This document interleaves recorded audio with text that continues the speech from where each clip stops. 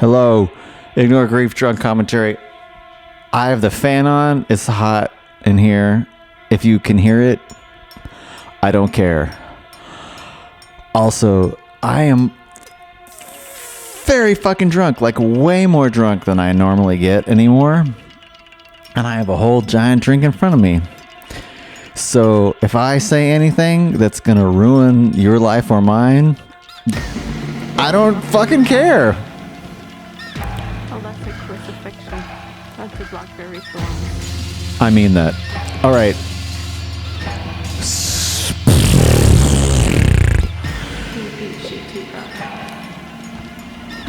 I haven't listened to this record since it came out.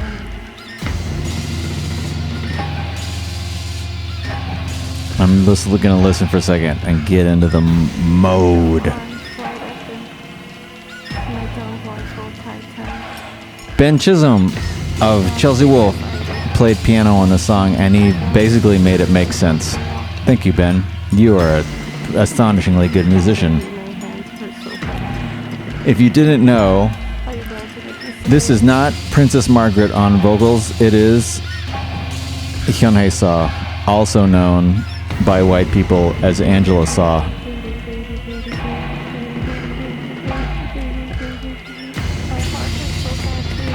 The real chaos.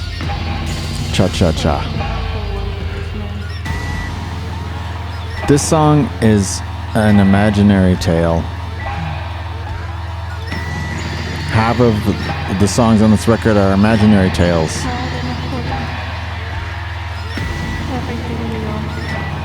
Based on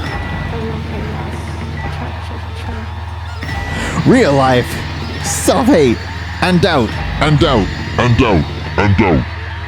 And also real life.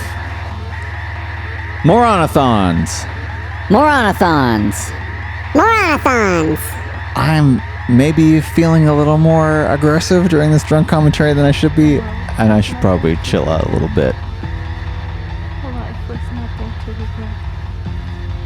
Love was nothing to forget. Baby. He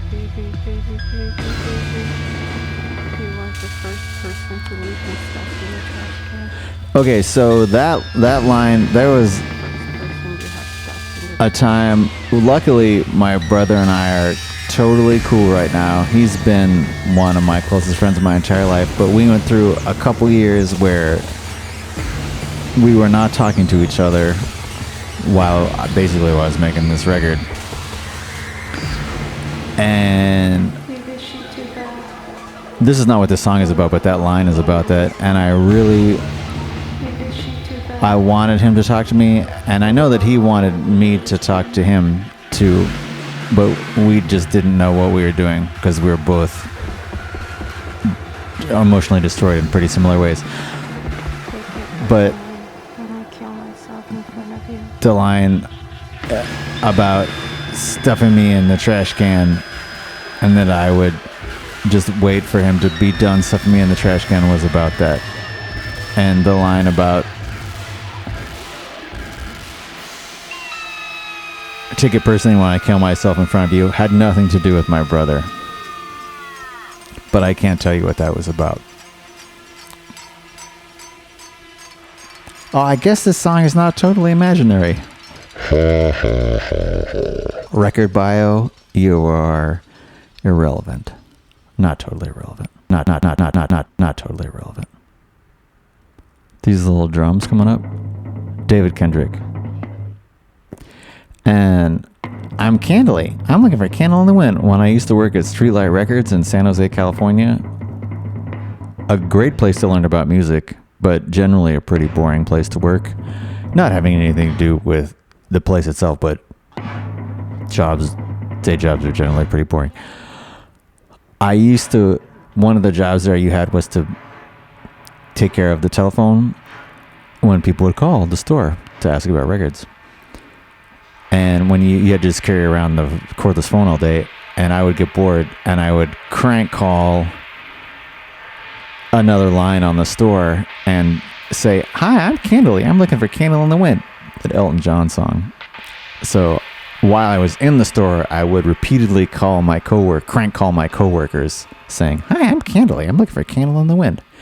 That's all. I don't know why I put that in there. That's like a Werner Herzog, David Lynch thing, where you just do it. Okay, moving right along. Oh, here's my motherfucking drink. Amaro and bourbon and soda water and ice.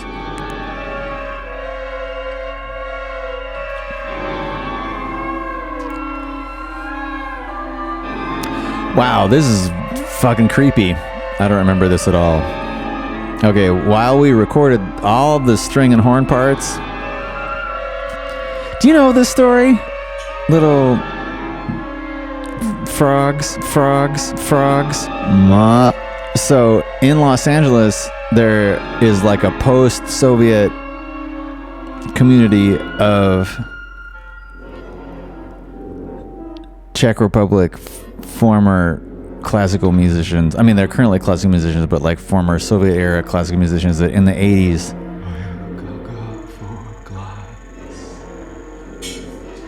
And they all moved to Los Angeles to get the fuck out of the Soviet Union. Why wouldn't you? And then they work under, I guess, a different iron fist of this woman who runs them as like really super affordable string players. You got to know somebody to go, and you show up with your score and you hand it to the woman who runs the studio, and there's 8 string players and 8 brass or woodwind players, and the studio is too small for them to both play at the same time. So you give them both scores, and she says, okay, well, they'll play it once with a click track and with like a guide track, and you give it to them, and they look at the score, and the string players play it one pass, and the brass and the woodwind players play it one pass, and then take it or leave it. Anyway, so all of the woodwinds and brass and reeds on this, except for Ezra Bukala and Patrick Shiroishi, is all from these people. The string players and the brass players would take a specific credit. The person who runs the place, while wearing sunglasses, absolutely refused to let her name be used. I don't know why. I mean, she probably is committing some sort of crazy tax fraud, or she murdered a bunch of people in the former Soviet Union. I don't know. Good for her. Good for her. Good for her. Good for her. Good for her. Good for her.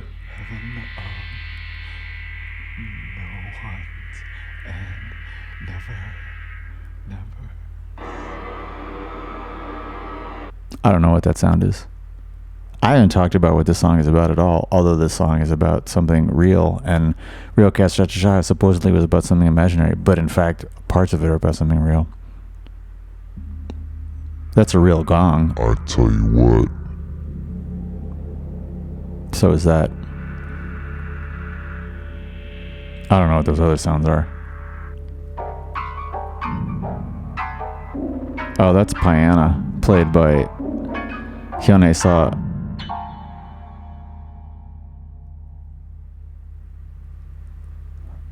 Okay, that's all you get from 666 photos of nothing. You get nothing. What the fuck did you expect? Turds? Do you think this song is about turds? It might be. Real American turds. North American turds. Not South American turds. Turds.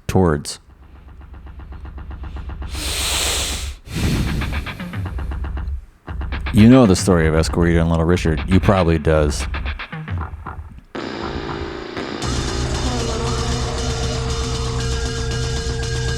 You hear that? You know who played that? Yeah, yours truly.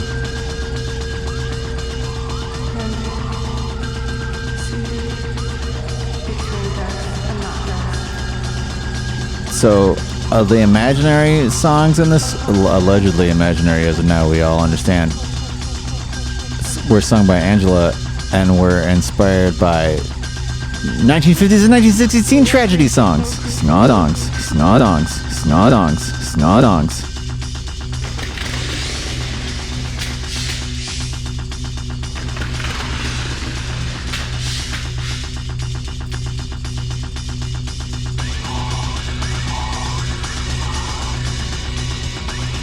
But Escorita was... This song is not about Escorita or Little Richard. But as you know, if you're listening to a drunk commentary, then you must have a fairly high tolerance for the bullshit that is shoo-shoo. That a lot of times the titles have nothing to do with the songs. But anyway, Escorita was a singer who combined queer performance art with early rock and roll, and was a sexual partner of Little Richard. Little Richard dug Escorita's style, and Little Richard copied a lot of it, but made it a little bit more, I don't want to say palatable, but a little more focused, and became a rock and roll legend. I wonder how Escorita felt about this. I hope not so bad. Escorita. Little Richard. Tears of blood.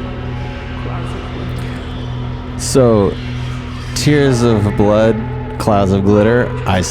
Sam Mickens, who I have a very mixed feelings about, had an idea for a band called Clouds of Blood.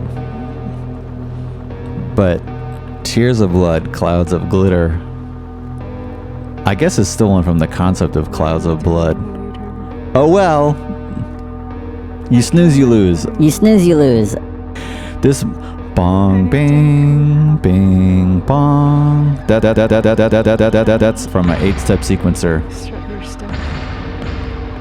You're disappointed when you wake up. Because I've been yapping and talking a small amount of shit,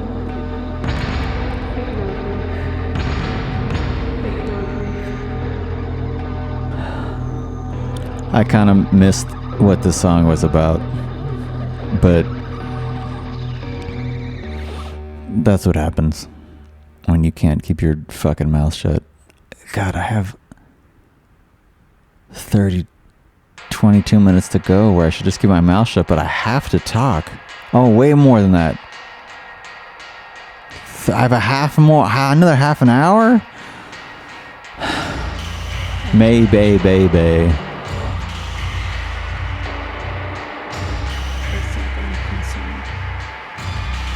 The Real Chaos, Cha Cha Cha, Escorita, Little Richard, and Maybe Baby, we've all done live. Angela killed it every time. So at least those songs I'm familiar with. So this song is about the idea of a young person, like under the age of 11 probably, who has an abusive father who they unfortunately have to live with. And the abusive father terrorizes the neighborhood and terrorizes this child's other relatives and siblings. And the child hides under their bed and makes imaginary stories for themselves, which include a relationship with a spider that lives under their bed. And for some reason, I always imagine this being in Florida. I guess because in Florida, you get all kind of crazy shit living under your bed, like scorpions,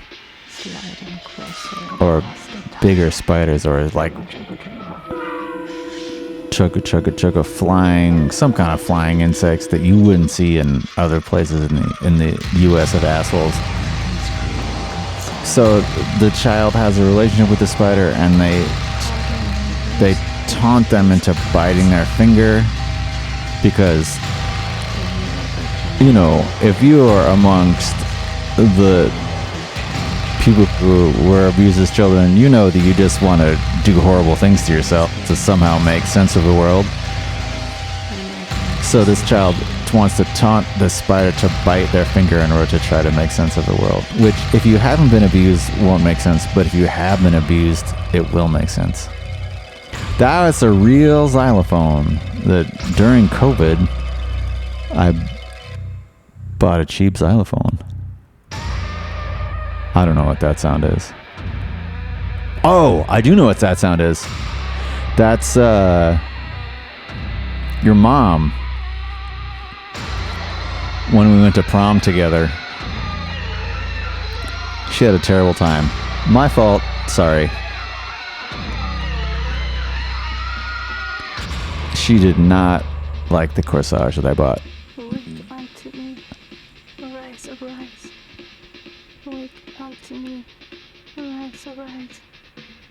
Wake unto me, arise, arise. That's David and Angela. I think that might be my favorite part of the record, is that little outro they did. So a tarsier is a creature... Whoa. Shit, I don't remember this at all. This is...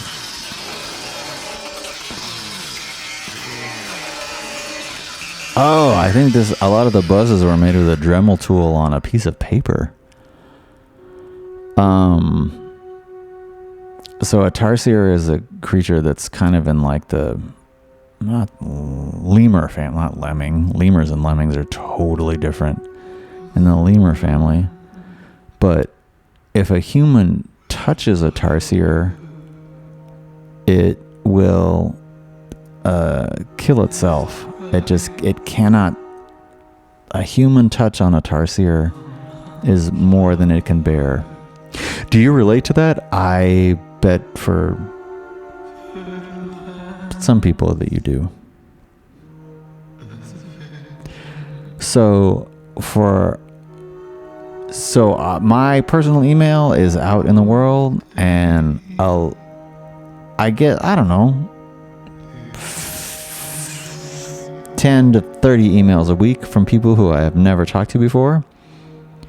99% of them are people being extraordinarily sweet, and I feel really lucky and grateful that people are so generous with their niceness. And occasionally someone who is having a super bad time in life needs to talk, and I feel very fortunate that my life turned around and things are mostly pretty okay, and I'm very, very, very, very, very happy to listen anytime. It can be a little emotionally stressful, but it is the least that I can do considering how nicely the universe has sorted my life out.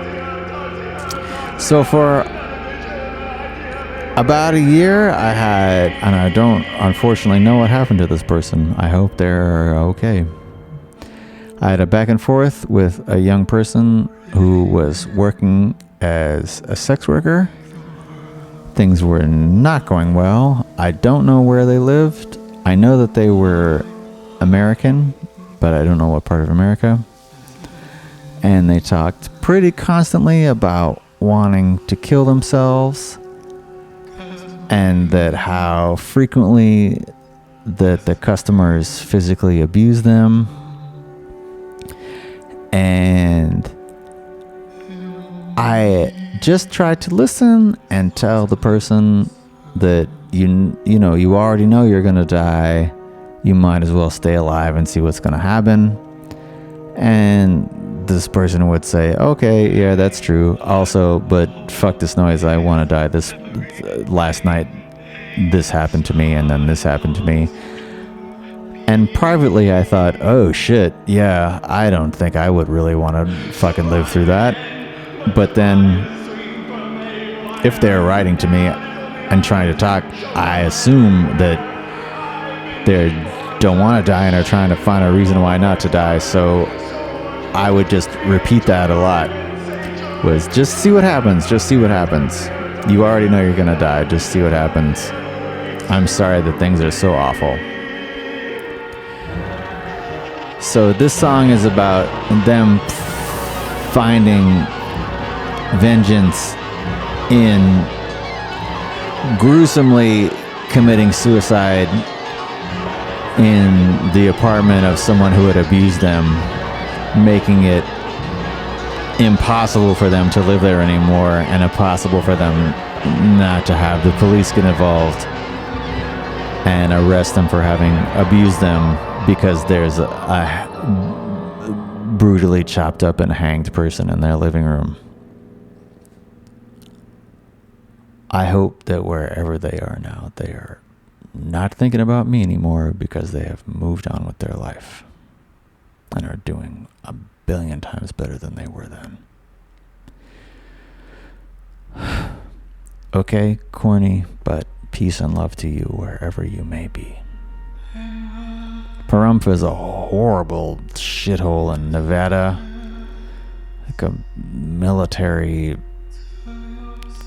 fuckhole stopover that Angela and I visited while we were seeing Death Valley, not knowing it was such a nightmare town. So this place is called Pahrump only to sort of emphasize the horror of that place. If you live there, sorry, move for your own sake. I'm sure you've already thought about this. Somebody that I love deeply and I'm very, very close to became involved with and married someone who was a complete nightmare, partially because I think they're just inherently a nightmare and partially because they were pretty brutally abused. And this song is like a 70-30. That's Patrick Sherwishi blowing beautifully. 30% empathetic, 70%, oh, go fuck yourself. So many people have endured what you have and worse and made infinitely better choices. I don't know. It's trying to come to terms with somebody who has done awful things because awful things have happened to them. And this is a specific person who has done awful things in turn to somebody who I love deeply and am very close to. But what do you do with someone for whom awful things have occurred to them, but yet they choose to just turn their internal awfulness into even more awfulness instead of trying to grow out of it? You can kind of love them, but also at the same time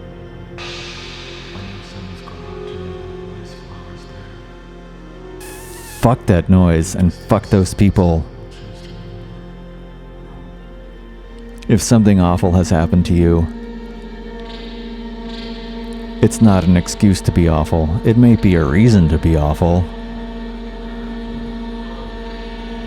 But is the response to awfulness to be more awful?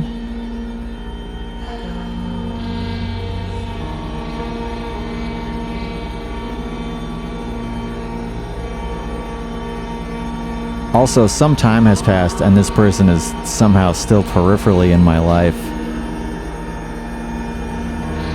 And they've just become stupider and stupider.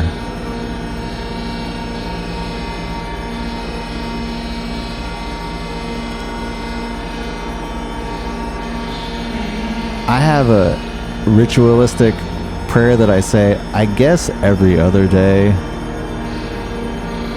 And this person was on my prayer list. And is it okay to strike somebody off of your prayer list? I've been praying for them every other time I would normally pray for them. Now that I say it, that sounds horrible. But also, do you just give up on people eventually? Or stop caring about them? I guess not. I guess that's the answer. No, you don't. You keep trying to put some kind of empathy and love out into the world to people who have shown none. Or not. Do you pray that Trump uses his power for good some fucking day and whatever has destroyed him? and everyone around him goes away and that they heal? Or do you just pray that God strikes them with a lightning bolt and saves the rest of us? I don't know. I needed some more drink. Oh my god, my drink is almost totally full. I better chug this.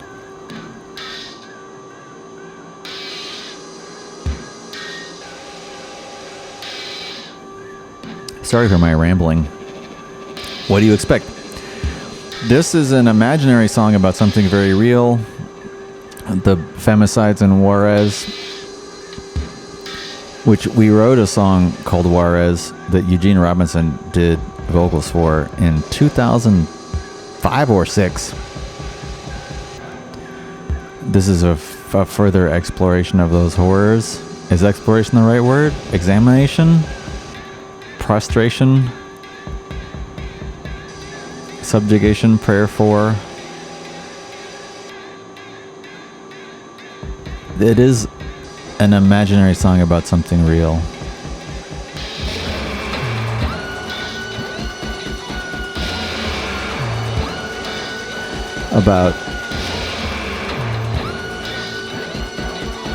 Essentially about a person coming across what was clearly a murder scene, not seeing the bodies of people who were murdered in Juarez, but seeing the evidence of their clothes and of their identification cards, but in a place that was in the daytime seemed very much out in the open.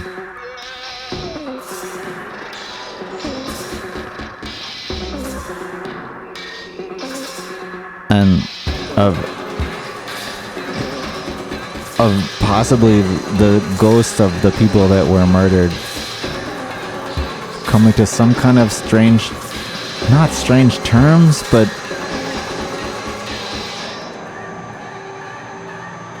violent resistance against the insanity of how and why they were murdered.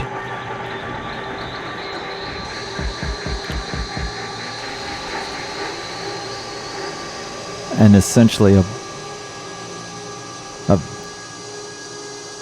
get fucked resistance against that kind of ultimate privileged horrible masculinity.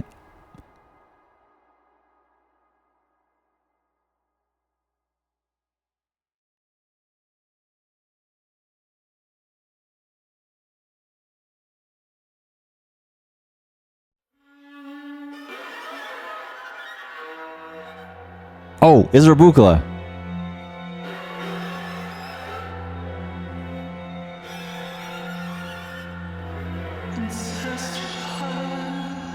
Oh God, this is a hard one to talk about.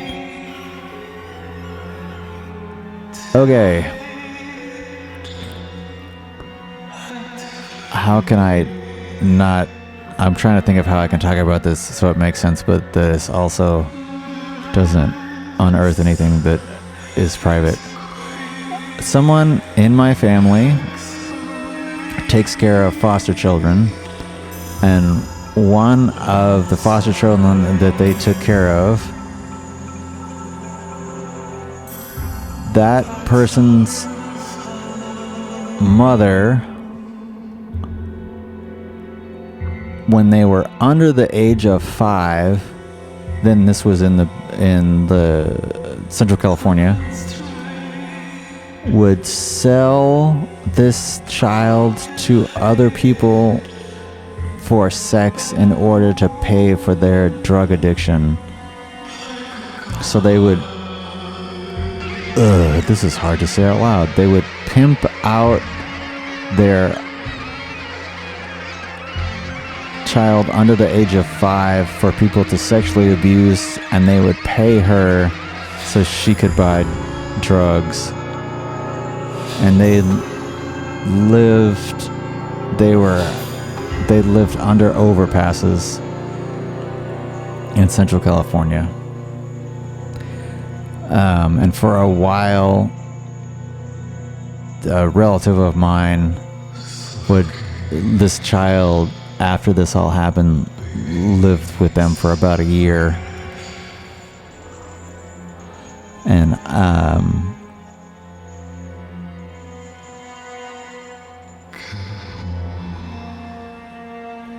I cannot imagine what happened to this child's parent that they would do this. And I cannot imagine what this child's brain is.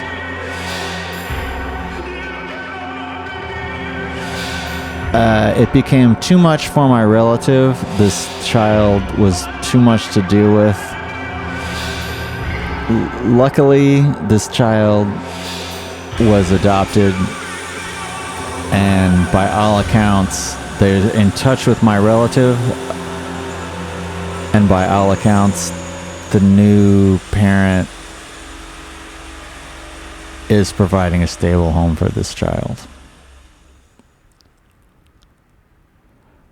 I met them one time, and they were interesting and super intense, as you would expect.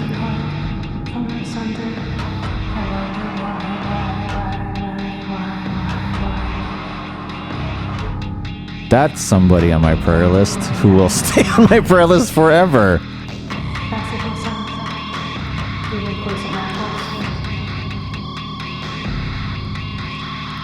Give me a sec. Lawrence English mixed this record, and I think he did an extraordinarily good job. Any musique concrète elements were done by Ian Wellman, field recordings.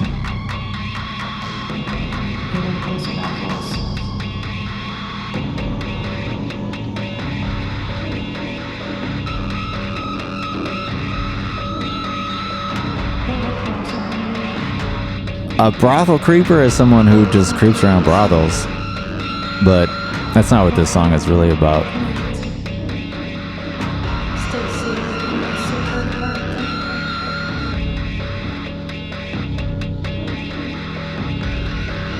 I'm gonna take another drink. I just gotta wash my brain out a little bit. It's just a dull knife.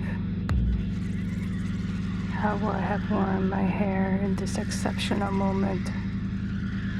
So one of the songs that we worked on this record that did not make it on the record was called Scalp Bounty.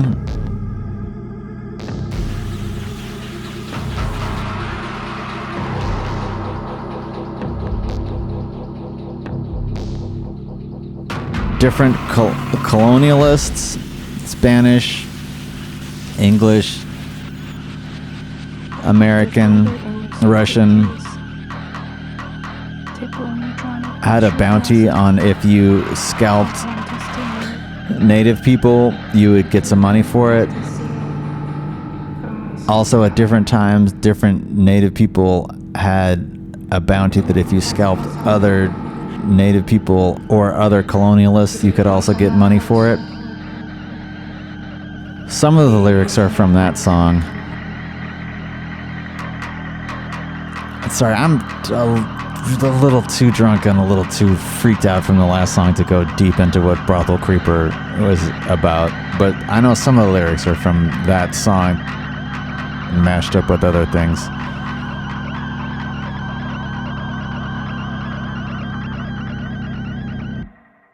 I can hardly walk right now. Oh, okay. This one is a fucking delight to talk about. My sister... Charming intro. My sister is and has been her entire adult life an incredibly devoted educator, aka teacher. And once, while we were making this record, I was sitting appropriately in the parking lot of a liquor store in Huntington Park where I used to live called Rodriguez Liquors, I think was the name of it. A really astonishingly well-stocked liquor store. There were 3 of them in Los Angeles. And I was walking in And then my sister called me, and then I thought, oh, okay, I don't want to talk to my sister in a liquor store, so I walked back to my car. I don't have a car anymore, but at the time I had a car. And she was quite upset and told me that a student of hers, a former student of hers who had not been her student for a couple years, so my sister teaches junior high, so this person would have been 15, had been coerced by an adult to become essentially their, okay, I'm just going to close my eyes and just say these words and not think about what they actually mean, had been coerced by this person to become their sex slave, even though they were a child. And then they were brutally murdered by this person. So my sister, this child was in my sister's class for 3 years, and then my sister found out that they were brutally murdered, and this also was in Central California. They were brutally murdered, where a lot of my family lives in Central California. They were brutally murdered by this person who had coerced them to become their sex slave. The child who was in my sister's class was estranged from their birth parents, and they were living with some relatives. So they entered the world already having a tough time, and then somebody took advantage of them physically, and by abusing them, and then murdered them. So this song is in 3 stages.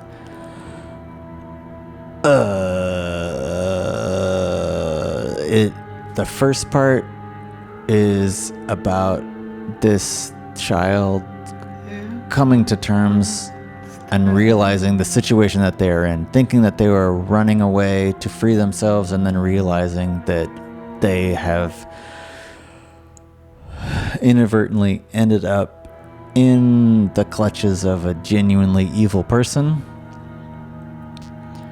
And the second part of this song is about them being murdered, horribly murdered by this person in the most violent possible way. And then the third part of this song is about their spirit being freed from the life they were born into, and then were accidentally trapped into, and then floating into heaven or space or the void or a black hole or eternity or nothingness, and looking back at everything that happened to them, and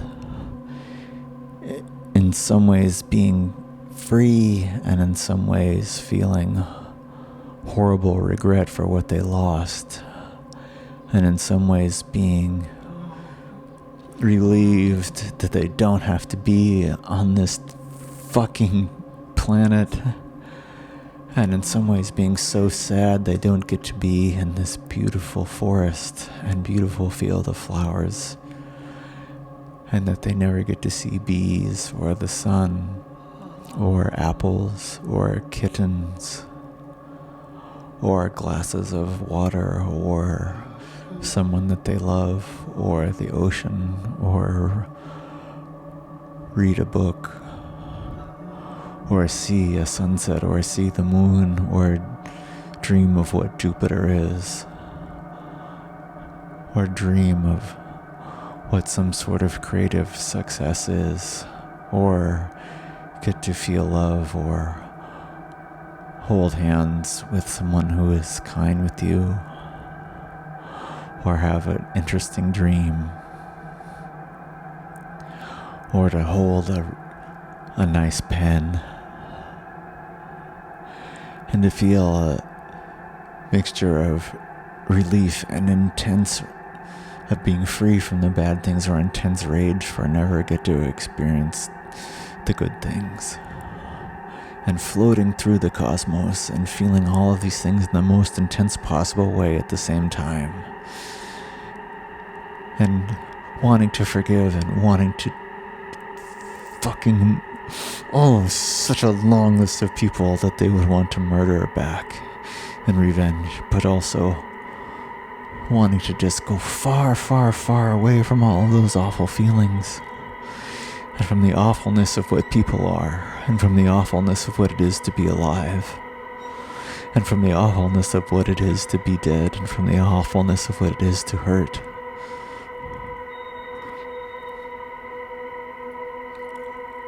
And to hurt all of the time. And to never be free.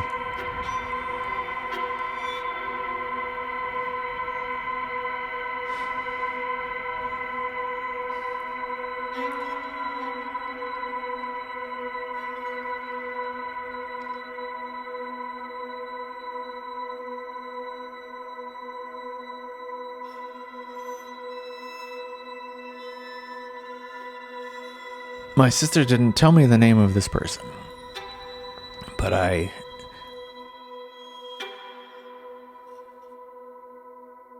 to connect with them, I just imagined that their name was Melanie. And Melanie, wherever you are, I hope that is far, far, far, far, far, far away from where you were.